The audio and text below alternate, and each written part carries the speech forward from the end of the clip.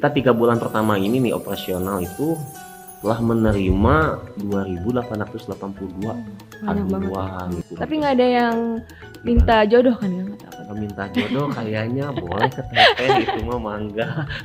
Kayaknya cuma 3 layanan aja nih ya Wargi ya. Iya, Jadi itu 3 layanan. 3 layanan ya. Iya. Harus fokus 3 layanan itu, kesehatan, pendidikan, dan bantuan hukum nih Wargi. Alhamdulillah lah gitu. Singkatnya ini jadi menegaskan juga ya bahwa Balai Pananggahan ini berhasil gitu ya Teh, menjadi kanal aduan masyarakat seperti itu sih.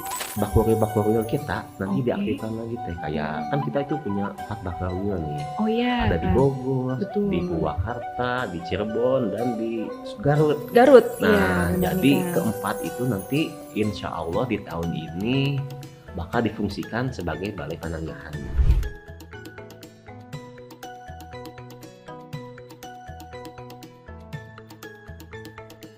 Assalamualaikum warahmatullahi wabarakatuh. Sampurasun, selamat datang Wargi Jabar di Sawaloka, ruang diskusi kebijakan publik Biro Administrasi Pimpinan Setda Provinsi Jawa Barat. Sebelumnya, perkenalkan nama saya Melianti Putih Endasari. Di episode kali ini, Sawaloka akan membahas terkait Balai Pananggahan. Tentu saja Wargi, sebagian dari kita sudah mengetahui yang namanya Balai Pananggahan nih. Tapi kira-kira tahu nggak sih fungsi dan peran dari Pananggahan ini apa?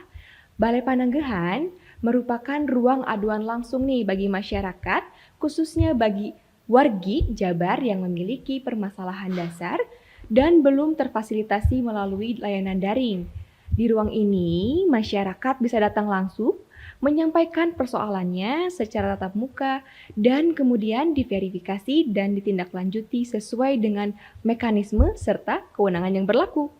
Balai Pananggahan hadir sebagai jembatan komunikasi antara masyarakat dan pemerintah sekaligus ruang dialog yang lebih personal, empatik, dan solutif. Tentu saja Balai Pananggahan ini berada di Gedung Sate nih Wargi yang menjadi bagian dari upaya memperkuat pelayanan publik yang inklusif di Jawa Barat.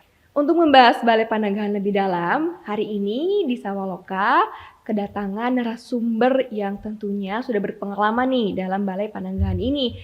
Salah satu verifikator di Balai Pananggahan yang kasep ya. Apa kita langsung aja kali ya, kita sambut, ini ada Kang Rizky di sini.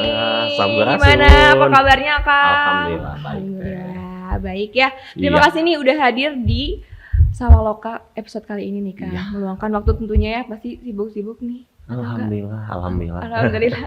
Lagi Oke, santai lagi kebetulan, santai iya. ya. Ih, kira-kira nih Kang, kita kan lagi bahas terkait Balai Pananggahan nih. Betul. Lagi booming juga nih Balai Pananggahan, lagi di highlight banget nih sama Pak Dedi gitu ya, gubernur kita. Betul. Nah, kira-kira nih Kang, karena Kang udah lama juga di Balai Pananggahan, kira-kira apa sih yang melatar belakangi hadirnya Balai Pananggahan sebagai ruang aduan langsung masyarakat? Karena kan Kang tahu sendiri, kemarin kita juga sudah ada nih layanan lapor ya Kang ya. Betul. Kita juga udah ada sapa warga nih. Betul. Nah, kira-kira apa sih? Banyak yang kepo nih Kang. Jadi ke latar belakang itu ya, jadi antusiasme masyarakat itu sangat besar nih ya. Dari awal tuh jadi berdasarkan pengamatan nih dari kita, dari APIM nih, jadi ditemukan nih volume aduan sangat tinggi waktu dulu itu di Lembur Pakuan yang sekarang namanya Balai Kapleri itu.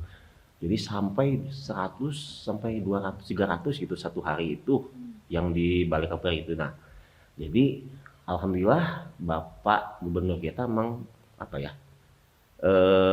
Ya intinya mah jadi memperluas gitu, jadi ke Balai Pananggahan ini gitu. Alhamdulillah untuk saat ini pelapor awal itu sampai berapa ya, sampai 60-an sampai 70 gitu pas waktu tanggal 6 Oktober itu alhamdulillah membeludak. Jadi singkatnya ini layanan ini dibentuklah untuk warga gitu yang belum akrab dengan kanal digital yang tadi Teteh sebutkan itu. Jadi apa ya, balai ini menjembatani gitu ya untuk memperkuat sinergi kanal aduan tersebut gitu yang sudah resmi kan tadi udah ada ya SP4 lapor dan sapa warga ya seperti itu. Jadi ini memperkuat, jadi apa ya, memperluas jadi akses masyarakat untuk menyampaikan aspirasinya secara langsung gitu. Jadi kan biasanya Kalau di SP4 lapor atau Sapa Warga kan dilakukan digital. Nah, untuk saat ini alhamdulillah kita langsung tatap muka Tatap warga. muka Iya, langsung. seperti itu. Oh, jadi kayak gitu Kang Rizky. Mm. Jadi bagi warga nih ya mungkin ya yang kesusahan untuk Betul. melakukan aduan secara daring gitu ya melalui aplikasi Betul. ataupun website mungkin ya yang sudah ada dahulu-dahulunya bisa langsung datang ke Bisa gedung langsung sate. datang ke gedung Gedung sate. sate di Balai Pananggahan Balai itu tadi. Pananggahan, Betul nih Kang. Selanjutnya nih Kang, ada beberapa pertanyaan lagi nih Kang terkait operasional sehari-harinya. Nah, kira-kira siapa saja sih Kang yang terlibat dalam Balai Pananggahan ini dan kira-kira apa saja sih layanan dari Balai Pananggahan ini Kang supaya masyarakat tahu nih yang datang ke sini kira-kira harus ngaduin ini apakah terlayani atau tidak gitu. Iya, betul. Apa aja tuh Kang? Jadi gini ya, untuk layanan yang kita sediakan, khususnya kita itu Biro Adpim ya. Kalau Biro Adpim itu alhamdulillah di Balai Pananggahan ini sebagai pencatat atau pengadministrasi gitu. Dibantu oleh Dinas Pendidikan, ada apa maksudnya di bidang pendidikan juga ditemani oleh Dinas Pendidikan, kemudian di bidang kesehatan ada Dinas Kesehatan, kemudian masalah hukum kita dibantu oleh Biro Hukum juga. Jadi itu semuanya kalau kita sih lebih ke pendampingan advokasinya gitu ya. Ada juga di samping advokasi seperti itu, misalnya di bidang kesehatan ya, ada apa ya kemarin tuh warga misalnya yang ada kendala biaya pengobatan lah atau yang membutuhkan rujukan medis atau BPJS seperti itu, kita dibantu gitu. Atau misalnya di bidang pendidikan nih, kalau pendidikan itu biasa ada yang kesulitan biaya sekolah. Jadi informasi juga ini ke warga-warga sekalian untuk misalnya khususnya Pemprov Jawa Barat itu hanya SMA, SMK dan SLB yang kita ini misalnya dibiayai atau apa gitu. Selanjutnya misalnya TK, SD, SMP itu di bawah kota atau kabupaten seperti itu tuh yang dibantu. Kemudian ada di bidang hukum juga gitu. Kalau bidang hukum sih masalah-masalah hukum, masalah pertanahan lah, apa misalnya ada apa ya hukum-hukum yang banyak misalnya ada pencurian atau penipuan sih Kang. penipuan. Nah, ya, sekarang itu yang lagi penipuan. booming banget. Karena banyak nih Kang beberapa wargi yang Betul. curhat gitu ya Betul, di Teh. sosmed-sosmed Ya. kepala daerah kita kayak Pak saya tertipu katanya. Jadi jangan percaya nih wargi. Nah, betul. Bagi wargi yang dapat mungkin WhatsApp ya betul. atau link-link yang Betul. disebar atas nama Pak Gubernur, Wakil Gubernur atau Betul. ataupun lainnya. Jadi jangan percaya karena udah banyak ya Kang. Udah banyak di TikTok, di Instagram juga yang mengatasnamakan Bapak itu. Wah, banyak sekali. Jadi harus ya, hati-hati betul. warga-warga semua begitu. Ya. Jadi kan tadi udah dijelasin juga nih Kang bahwasanya layanan yang diterima di Balai Pananggahan ini terdiri dari pendidikan ya Kang ya, kesehatan dan juga bantuan hukum. Nah, ini ada punten teh satu lagi apa tuh, dari bidang hukum itu ada Ya. kita dibantu oleh tim advokasi Jabar Istimewa juga iya, ya untuk pendampingannya gitu dari Bapak dari Gubernur. Bapak Gubernur Iya. ya. Timnya Pak Gubernur ya, Timnya Pak tim Gubernur advokasi Tim advokasi Jabar Istimewa. Jabar Istimewa. Jadi tidak hanya pendidikan, kesehatan, tapi hukum juga dibantu juga ya. Jadi bagi wargi yang punya permasalahan atau aduan, mangga silahkan bisa ke Balai Pananggahan di Gedung Sate dan ada satu lagi Balai Kapri ya Kang ya. Iya, kalau Balai Kapri di Subang. Di Subang. Nah, jam berapa aja sih Kang sama layanannya itu dari hari apa sampai apa dan jam berapa nih Kang? Nah, Kira-kira? untuk pelayanannya kita masuknya di hari kerja ya gitu. Hari kerja itu berarti Senin sampai Jumat. Kita buka jam 9 sampai jam berapa ya? Jam 3 jam ya? 3. Jam 3 sore. Jam 9 sampai jam 3 sore. Oke. Di sana sudah ada tim-tim ya mungkin ya Kang ya. Sudah ada tim-tim di sana yang menerima. Mungkin Kang izin tadi kan Akang sebagai verifikator nih ya Kang ya, bertugas di Balai Pananggahan itu. Tentu saja banyak mungkin pengalaman-pengalaman nih Kang yang ditemui dan kesan atau pengalaman apa sih Kang yang paling berkesan nih selama menjalankan Balai Pananggahan itu sendiri? Ya, jadi saya sebagai bagian dari tim verifikator itu ya, sebagai pelaksana juga di Balai Pananggahan, tentunya merasa langsung ya dinamika dan ada emosi juga di sana gitu untuk mewarnai layanan pengaduan ini. Jadi kita itu langsung bertatap muka lah dengan masyarakat seperti apa gitu. Jadi masyarakat juga ke sana datang membawa cerita masing-masing gitu, yang penuh harapan, penuh inilah. Jadi kita tuh pengen dibantu, pengen apa gitu. Jadi apa ya, tak sedikit pula juga yang datang itu dengan wajah yang sedih, yang nangis, yang gusar gitu. Jadi ya itulah pengalaman kesan menurut saya gitulah yang apa ya, maksudnya tuh yang menyenangkan lah, yang Campur aduk campur gitu. aduk lah gitu. Dan sama sih rekan-rekan yang lain juga pasti halnya sama seperti itu. Untuk ininya Kang, kita Gimana? tadi belum membahas terkait alurnya nih Nah, Kang. alurnya betul. Tadi kan udah dijelasin tuh ya Kang, Iya. terkait pelayanannya apa aja. Nah kira-kira nih alur dari Mm. pelayanan di Balai Pananggahan itu bagaimana dan respon dari masyarakatnya apakah positif terhadap pelayanan sejauh Iya. ini atau gimana nih? Karena kan udah berlangsung lama nih ya Kang ya, Udah dari lama. Oktober sampai sekarang udah awal Hampir tahun. 3 bulan. Iya, Teh. hampir 3 bulan ya. betul. Dengan program yang baru ini, gimana nih Kang? Iya, jadi untuk warga masyarakat juga awal kita masuk itu disambut lah, ada satpam di situ ya untuk penyambutan dan pengambilan nomor antrian juga di situ. Jadi warga datang langsung disambut di pas pintu masuk posko, lalu disambut oleh satpam, langsung dikasih antrian. Kemudian mereka itu langsung ke tim yang meregistrasi data gitu. Di sana kita ada tim juga dari tim admin untuk meregistrasi data, memverifikasi data, pengadu gitu, dimasukkan namanya, NIK-nya sampai keluhannya gitu, apa aja yang mereka bawa seperti itu teh. Jadi pas di bawah ini, nah ada juga yang harus, jadi si pendatang itu pokoknya harus melengkapi teh semuanya persyaratan-persyaratan yang dibawa gitu. Terutama ini yang paling penting wajib itu warga itu harus membawa KTP ya itu. Dan kemudian KK, kemudian BPJS juga kalau yang di bidang kesehatan ya. Kemudian kalau yang di bagian hukum misalnya ada terlilit masalah Penipuan pertanahan, atau penipuan. Nah, paling eviden-evidennya juga dilengkapi gitu supaya memudahkan kita juga seperti itu. Kemudian sudah di bawah nih, sudah verifikasi, yang diverifikasi awal, kemudian kita adakan konsultasi yang di atas. Nah, kemudian bertemu dengan tim kita gitu, tim verifikator yang di atas. Nah, kita juga tim verifikator itu yang tadi saya bilang dibantu oleh Disdik, Dinkes juga ada di biar hukum juga seperti itu teh. Ya. Seru juga tuh.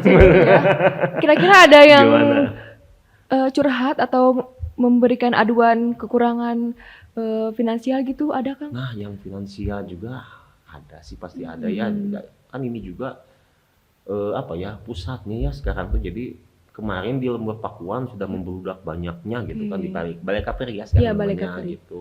Jadi sekarang dengan adanya Balai Pananggahan ini, ya warga-warga di Jawa Barat juga pada datang nih, ada yang minta sesuatu lah apa gitu. Kalau kita masuk akal gitu ya kita beri Kita gitu. bantu Kita ya, bantu Bang, kayak ya. misalnya ada yang kemarin di bidang kesehatan nih butuh misalnya kursi roda, ya kita insya Allah kita bantu kalau Sesuai dengan bukti ya Kang? sesuai dengan buktinya Betul, gitu. Kalau ya. misalnya masalah pendidikan juga apa, nah kita insya Allah kita bantu semua hukum. Tapi juga nggak ada seperti yang itu. minta jodoh kan Kang atau apa? Gimana? Minta jodoh kayaknya boleh ke teteh itu mah mangga. Kayaknya cuma 3 layanan aja nih ya wargi ya. Iya, Jadi itu 3 layanan. 3 layanan ya. ingat. Iya. Harus fokus 3 layanan itu, kesehatan, pendidikan, dan bantuan hukum nih wargi. Ingat jodoh nanti aja. Jodoh diatur sama Allah ya. Iya betul teh. Ini kita punya pertanyaan selanjutnya nih Kang, Gimana? terkait dengan kira-kira capaian dari Balai Pananggahan sejauh ini apa aja nih Kang? Terus sekarang kan udah 2026 nih Kang, Betul. tahun baru pastinya harapan baru nih. Ya. Harapan untuk Balai Pananggahan ini apa nih? Dan tentu saja dalam layanannya ini apa aja nih harapan untuk Balai Pananggahan ke depannya setelah 3 bulan berlangsung ini? Apa nih Kang? Jadi capaian Balai Pananggahan ini alhamdulillah sampai sekarang ini cukup signifikan ya Iya. gitu. Jadi menurut data kita juga, kita selalu ada data gitu ya, tiap hari ada data, tiap hari, bulan atau minggu. Jadi kita 3 bulan pertama ini nih operasional itu telah menerima 2.882 Banyak banget ya. aduan gitu sampai 3 bulan ini gitu. Alhamdulillah lah gitu singkatnya ini. Jadi menegaskan juga ya bahwa Balai Pananggahan ini berhasil gitu ya teh menjadi kanal aduan masyarakat seperti itu sih. Terus kemudian masalah harapan ke depannya ya teh. Harapan ke depannya ya kita juga di tim Adpim alhamdulillah dibantu juga oleh, terima kasih juga ini kepada Disdik, kepada Biro Umum, kepada Dinas Kesehatan, Biro Hukum yang senantiasa membantu semua demi kelancaran Balai Pananggahan ini. Kedepannya sih ada balai-balai yang lain juga teh gitu. Di mana tuh Kang?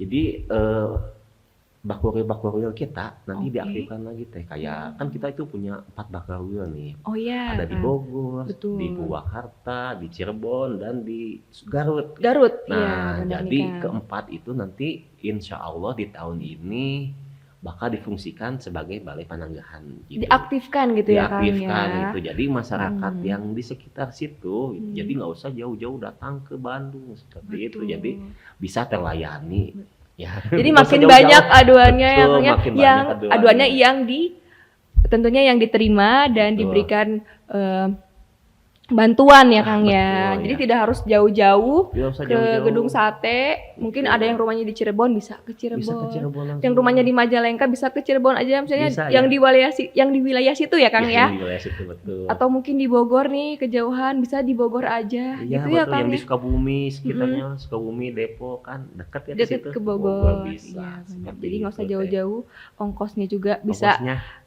Efisiensi ya Kang, efisiensi. Gitu ya. Lagi musim efisiensi ya wargi, ya, jadi lagi gaung-gaung efisiensi nih, Bapak kita ini. Iya, jadi benar nih salah satu harapannya bisa terlaksana di 4 wilayah itu, bisa menjadi sebuah langkah buat wargi-wargi mungkin ya yang punya aduan bisa datang langsung ke Balai Pananggahan terdekat di bakoril-bakoril di wilayahnya masing-masing. Baik, tadi udah dijelasin juga capaian-capaian Balai Pananggahannya Kang, banyak banget. Udah 3 bulan ini udah sampai 2000 ya Kang ya. Iya. Gila banyak banget sih itu ya. Semoga harapannya ke depan juga bisa dilaksanakan di 4 wilayah. Betul, gitu 4 ya. wilayah lainnya Betul. ya selain di sini. Betul. Sebagai penutup nih Kang, kira-kira ada nggak sih closing statement atau pesan nih dari Kang Rizky sendiri untuk wargi Jabar terkait Balai Pananggahan dan tentunya pelayanan publik di Jawa Barat ke depannya? Iya, baik. Kira-kira apa Kang? Jadi Balai Pananggahan ini dapat menjadi warisan positif bagi Jawa Barat dalam mewujudkan pelayanan publik yang lebih humanis, inklusif, dan berbasis gotong royong. Kami optimis melalui Balai Pananggahan ini dengan slogan Jabar Istimewanya dapat diwujudkan dalam arti sesungguhnya.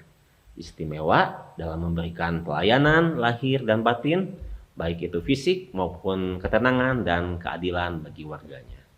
Terima kasih juga kami ucapkan kepada semua pihak yang terlibat di Balai Pananggahan ini. Semoga kehadiran Balai Pananggahan ini juga bisa membuat jadi Pananggahan itu sama kayak sandaran bagi warga Jawa Barat yang membutuhkan pertolongan dan menjadi bukti nyata hadirnya pemerintah sigap melayani langsung di tengah masyarakat.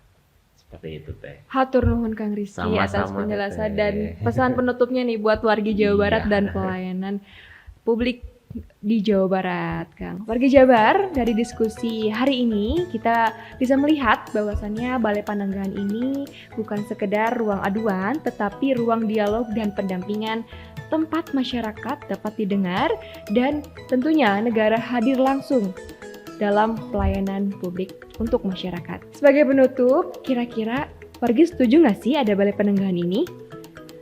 Kira-kira di podcast Sawaloka selanjutnya bahas apa ya? Yuk, komentar di bawah. Dan jangan lupa untuk subscribe, like, komen, dan share podcast Sawaloka ke wargi Jabar yang lainnya ya. Supaya diskusi kebijakan publik ini bisa terjangkau ke seluruh wargi Jawa Barat.